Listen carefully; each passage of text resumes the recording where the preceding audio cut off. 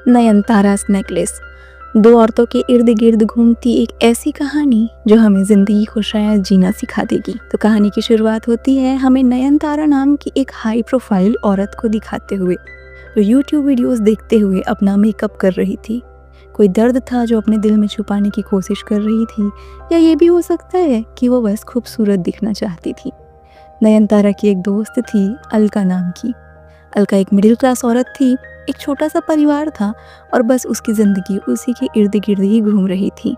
नयनतारा और अलका आज चाय की चुस्कियाँ लेते हुए अपनी ज़िंदगी के बारे में बात कर रहे थे। अलका नयनतारा के स्टाइल और उसके बात करने के तरीके से टोटली इम्प्रेस्ड थी, और नयनतारा भी अपनी हाई प्रोफाइल लाइफ के बारे में अलका को बता रही थी, जिसमें वो बता रही थी कि वाइन को कैसे पीते हैं, वाइन को पकड़ने का तरीका क्या होता है, और अलका बस नयनतारा की बात को सुनी जा रही थी। इसी बातचीत के बीच में उनकी बात उठती है रोमांस को लेकर। नयनतारा का रोमांस को लेकर ख्याल काफ़ी बड़े बड़े थे, जबकि अलका की ज़िंदगी में तो शायद रोमांस नाम की कोई चीज़ ही नहीं थी। उसे बस रोमांस के नाम पर फिल्मी कहानी, फिल्मी गाने, यही सब याद आते थे। रोमांस क्या होता है एक शादीशुदा ज़िंदगी में भी होकर उसने कभी महसूस ही नहीं किया था। दिन की शुरुआत में पति और वो अलग अलग करवट में उठते थे, जहाँ अलका को अगर मन भी करता था कि सुबह सुबह कुछ मीठी रोमांटिक बातें हो जाए, तो पति की नींद ही नहीं खुली होती थी, और उसके बाद उसका पूरा दिन कुकर की सीटी, बच्चे का खाना, बच्चे का स्कूल और उसकी कराटे क्लासेस, इसी के इर्द गिर्द घूमती थी, जहाँ नयनतारा काफ़ी फ्री लाइफ जी रही थी। पर इन दोनों औरतों की दोस्ती हुई कैसे? अगली पल हमें इस पल का जवाब भी मिल जाता है। हम देख पाते हैं एक कार में नयनतारा और अलका अपने बच्चों को लेने के लिए स्कूल जा रही थी। इन दोनों के बच्चे एक ही स्कूल में पढ़ते थे और एक ही क्लास में पढ़ते थे, तो इस प्रकार से इनकी दोस्ती हुई थी। नयनतारा की कार में सामने के हिस्से में एक मुखौटा लटक रहा था, और नयनतारा वीडियो कॉल में अपने हस्बैंड से बात कर रही थी। वीडियो कॉल के दौरान ही वो अपने हस्बैंड को अलका को भी दिखाती है, जिसे उसका हस्बैंड कह देता है कि ये बाई जैसी दिखने वाली औरत से तुम्हारी दोस्ती हुई कैसे। खैर, ये बंगाली में बात कर रहे थे तो उतनी खास बातें अलका को समझ नहीं आई, पर नयनतारा की आंखों से दिख गया था कि ये बातें उसे थोड़ी ऑफेंसिव तो लग रही है। बच्चों के आने में थोड़ा टाइम था तो नयनतारा अपना पंखा निकाल कर खुद को पंखा झेलने लगती है। काफ़ी गर्मी थी, जिस दौरान वो 2-3 बातें भी कर लेते हैं। अब वो फिर से शाम की चाय के लिए मिलते हैं, जहाँ पर एज़ यूजुअल अलका अपने घर के कामों में बिजी थी और नयनतारा अपने फेसबुक फ्रेंड्स के बारे में बात कर रही थी। नयनतारा जाते जाते अलका को कहती है कि उसे धोबी का नंबर चाहिए। नयनतारा के जाने के बाद अलका उसी कुर्सी में बैठती है जहाँ पर नयनतारा बैठी थी, उसी कप को पकड़ती है जो नयनतारा ने पी थी, और उसके बाद वो नयनतारा के स्टाइल को कॉपी करने की कोशिश करती है। उसके बैठने का स्टाइल, उसके चाय पीने का स्टाइल, हाथ में पुराने अखबार को पकड़कर वो खुद से उसी तरीके से पंखा झलने लगी जैसे नयनतारा किया करती थी। और फाइनली नयनतारा की बातों में आकर उसने भी अपना फेसबुक अकाउंट बना लिया। अपनी फेसबुक की दुनिया में उसे उस लड़के से मुलाकात हो गई जो 10वीं क्लास में उसे काफ़ी पसंद किया करता था। तो अगले दिन जब नयनतारा और अलका मिलते हैं, अलका खुशी खुशी अपनी ज़िंदगी में आए इस नए बदलाव के बारे में नयनतारा को बताने लगती है। वो बताती है कि कैसे गिरीश नाम के एक फेसबुक फ्रेंड से उसकी मुलाकात हुई है, जो उसके साथ ही पढ़ा करता था और उसे काफ़ी पसंद करता था। नयनतारा अलका को शुरू में काफ़ी छेड़ती है, जिसके बाद वो अलका को हिदायत देती है कि जब तक चैट में बातचीत हो रही है वो अपनी बातचीत को चैट में रखे, भूल के भी वीडियो कॉल ना करे, वरना लोग गंदी गंदी वीडियोस बना लेते हैं। नयनतारा की हिदायत मानकर अलका भी अपनी फेसबुक की दुनिया में वैसे ही नियम धर्म से रहने लगती है जैसा नयनतारा ने उसे सिखाया था, और वो इस दुनिया में काफ़ी ज़्यादा खुश थी। उसकी दुनिया ही बदल गई थी। वो गाने अब इंजॉय करने लगी थी, अपनी ज़िंदगी को अपने तरीके से जीने लगी थी बिना किसी परवाह के। शायद धीरे धीरे वो नयनतारा बनने लगी थी। अगली शाम को वो फिर से बच्चों की स्कूल की छुट्टी के टाइम में मिलते हैं। कार में बैठे वो बच्चों का वेट कर रहे थे। नयनतारा खुद को पंखा करते हुए सोई हुई थी, और वो अलका को बता रहे थे कि हमारी साल में 2-3 फॉरेन ट्रिप तो हो ही जाती है। अगले साल हमारे डिज्नीलैंड जाने का प्लान है, क्योंकि बच्चों को डिज्नीलैंड तो ले जाना चाहिए ना। ऐसे भी ये समर की चॉइस है। हमारा दुबई में बहुत बड़ा घर था, जहाँ पे मेरा एक वॉकिंग क्लोजेट था, जहाँ मेरे पास खूब सारे कपड़े थे, और मुझे 5 स्टार होटल्स की खुशबू ना बहुत अच्छी लगती है। अब ये सब बातों को हमेशा की तरह अलका सुन रही थी, लेकिन आज उसने नयनतारा से एक सवाल किया कि जब तुम्हारे पास इतना कुछ था तो वापस यहाँ क्यों आ गई। इस पर नयनतारा चिढ़ते हुए कहती है, क्यों, सब लोग तो वापस अपने देश आ रहे हैं ना। इस तरीके से कभी बच्चों को स्कूल छोड़ने के बहाने, कभी शाम की चाय के बहाने अलका और नयनतारा रोज मिलते थे और रोज शाम को अलका नयनतारा के जाने के बाद बस उसकी ज़िंदगी कितनी खुशहाल है यही सब सोचती रहती थी। अगली सुबह बच्चों की छुट्टी थी तो उन्हें पार्क जाने का मन था। फिर से नयनतारा और अलका मिलते हैं, जहाँ पे अलका आज काफ़ी खुश नज़र आ रही थी।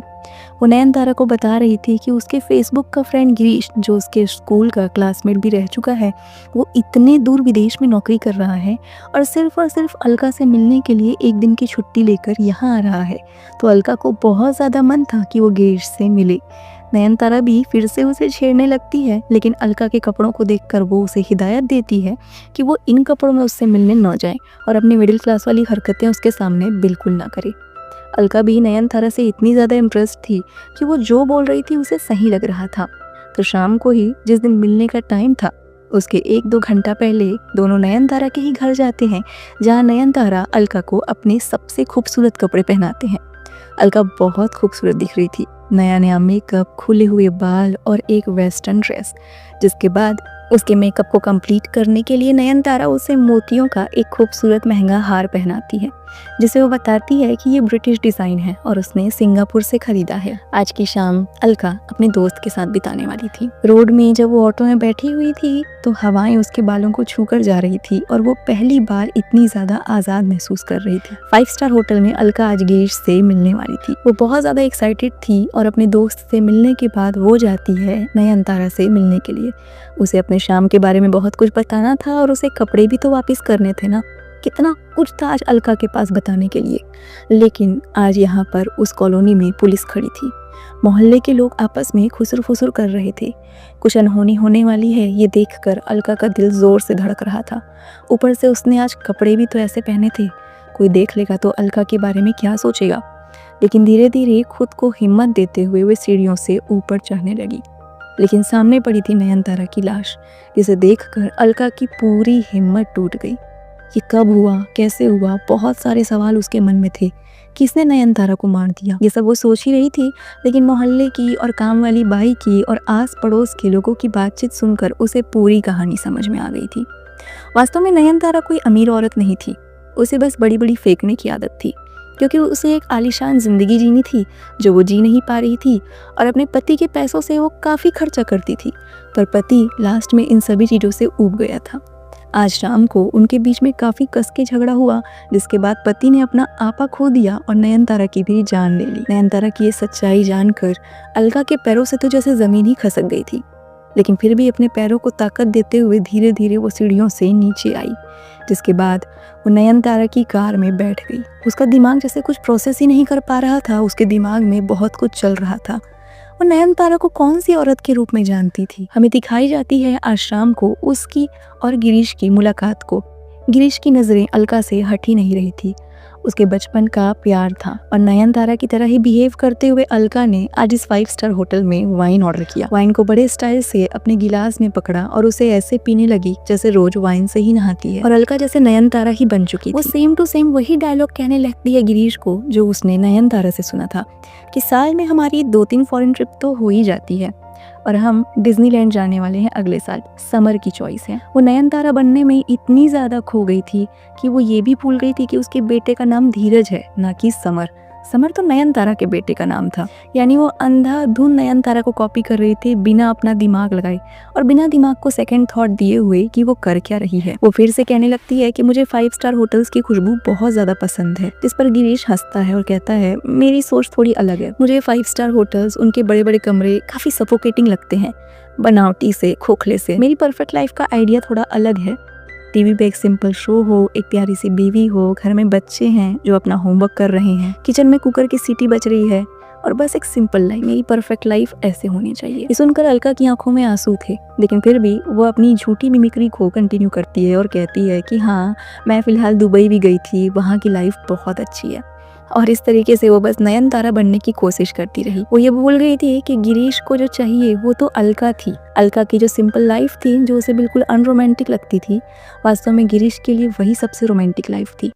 नयनतारा बनने के चक्कर में वो भूल गई थी कि गिरीश अलका का था। गिरीश को अलका की ज़िंदगी चाहिए थी और शायद इस तरीके से एक दोस्त जो छुट्टी लेकर उससे मिलने आया था वो उसने खो दिया। इन सब रियलाइजेशन के बाद में वो नयनतारा के पहने हुए नेकलेस को उसकी कार में ही छोड़ देती है, जो सिग्निफाई करता है इस चीज़ को कि शायद अब वो और नयनतारा बनना नहीं चाहती। और अब कहानी ख़त्म, तो अब हम डिस्कस करेंगे इस कहानी के कुछ हिडन डिटेल्स को, क्योंकि शॉर्ट फिल्म्स में छोटी सी कहानी दिखाने के लिए बहुत सारे ईस्टर एग्स का यूज़ किया जाता है। कहानी की शुरुआत में हमें शुरू से जिस तरीके से नयनतारा के कैरेक्टर को दिखाया गया था, वो हाथों में सिगरेट लेके बात करती रहती थी, लेकिन कभी सिगरेट को जलाती नहीं थी, इंडिकेट कि वो सिर्फ उन चीज़ों को बता रही है पर अफोर्ड नहीं कर पाती है।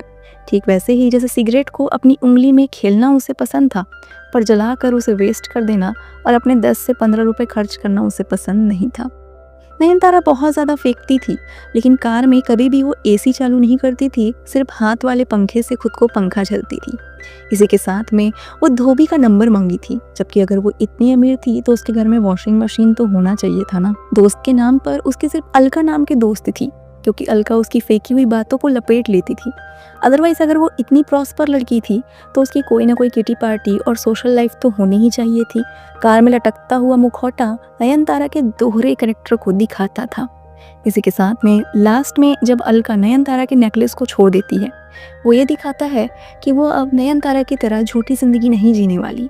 वो अपनी सिंपल सूट वाली ज़िंदगी, जिसमें मिडिल क्लास फैमिली है, कुकर की सीटी है और बच्चों का होमवर्क है, वो उसमें काफ़ी खुश है। तो ये थी नयनतारास नेकलेस नाम की कहानी। दोस्तों, आपको पसंद आई होगी तो ऐसे ही शॉर्ट फिल्म्स के लिए हमारे चैनल को सब्सक्राइब ज़रूर करिएगा।